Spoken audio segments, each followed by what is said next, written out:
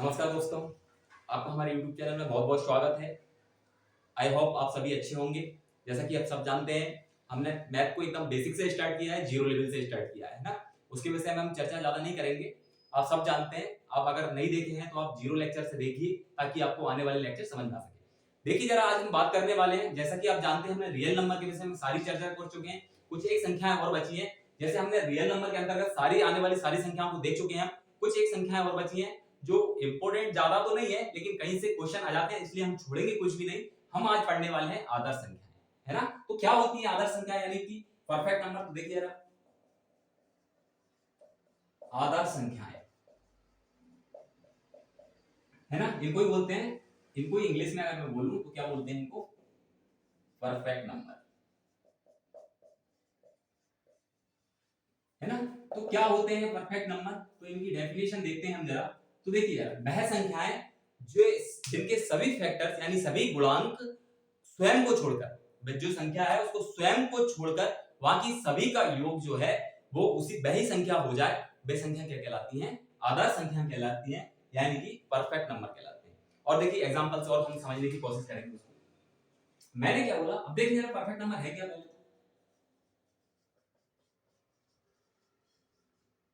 तो perfect number में 6, पहला 6 है, दूसरा देखें जरा,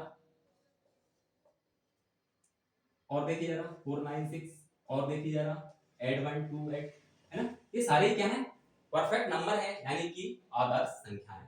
अब ये निकालते कैसे? मैंने जैसा कि आपको डेफिनेशन में बताया, एग्जांपल दे दिया, मैंने जैसे 6 बताया और मैंने क्या कहा कि जो संख्या है उसके सभी गुणांक यानी कि सभी फैक्टर्स, उनका योग जो है वो वही संख्या हो, और लेकिन स्वयं को छोड़कर, यानी स्वयं मतलब हम 6 की बात कर रहे हैं तो 6 को छोड़कर। अब देखिए जरा एग्जांपल से देखिए, हम इसके सारे फैक्टर की मैं बात करूं तो देखिए जरा, 1 तो होगा, आप जानते हैं, ठीक है, पहला 1 हो जाएगा, दूसरा क्या होगा 2 हो जाएगा, तीसरा क्या होगा 3 हो जाएगा, और ये आखिरी 6 होगा। लेकिन हम बात कर रहे हैं डेफिनेशन में कि बाकी सब फैक्टर लेकिन स्वयं को छोड़कर, यानी कि इसको नहीं लेंगे। अब इनका योग देखिए, 1 + 2 + 3 क्या होगा? तो 1 2 3, 3 और 3 6, है ना? तो पहला नंबर हमारा निकल के आ गया। तो आप समझ गए होंगे कि मैं क्या बात कर रहा हूं, कि वह संख्याएं जिनके सभी गुणांक यानी कि सभी गुणांकों का योग स्वयं को छोड़कर, है ना, वही संख्या हो जाए, वही संख्या क्या है? आदर्श संख्या है। यानी कि मैं बात करूं कि सभी जो फैक्टर हैं उनका योग, है ना, स्वयं को छोड़कर बाकी उनका योग वही संख्या हो जाए। अगला देखते हैं जरा, वह संख्या क्या है? आदर्श संख्या। अगला देखते हैं जरा, देखिए जरा, पहला क्या है? 1 हो जाएगा, 2 से चला जाएगा, 3 से नहीं जाएगा, 4 से चला जाएगा, ठीक है ना? 4 7 28, दूसरा 7 से चला जाएगा और 14 से चला जाएगा, और 28 से भी जाएगा, लेकिन मैं बात कर रहा हूं कि स्वयं को छोड़कर, इसको नहीं लेना। अब देखिए 1 + 2 + 4 + 7 + 14, जोड़ो जरा, 1 2 3 3 3 4 7 7 7 14, 14 और 14 28, ये अगली संख्या है ना? अब कैसे निकालते हैं जरा देखें हम, है ना? ये तो हमने एग्जांपल की बात कर ली, अब निकालते कैसे हैं इनको जरा देखिए, वो देखते हैं।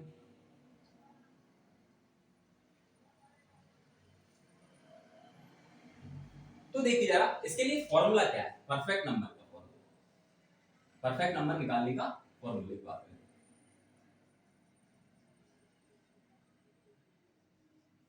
तो देखिए जरा, मैं बात करूं 2 की पावर n-1, है ना, और 2 की पावर n-1, ये हमारा फॉर्मूला।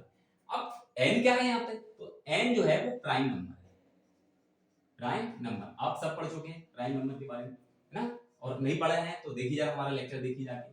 आभाज्य संख्याएं, है ना, जिन्हें हम बोलते हैं आभाज्य संख्याएं। अब देखिए जरा निकालते हैं। तो सबसे पहला आप जानते हैं कि सबसे पहले जो प्राइम नंबर है, फर्स्ट प्राइम नंबर जो है आभाज्य संख्या है, वो क्या है? 2। देखिए फॉर्मूले में ध्यान रखिए, तो 2 n के जगह क्या रखेंगे? 2 -1, है ना, और -1, और देखिए जरा 2 की पावर n यानी कि 2 की पावर 2, 2 की पावर 2 -1, ठीक है। अब देखिए जरा 2 में 2 -1 क्या हो जाएगा?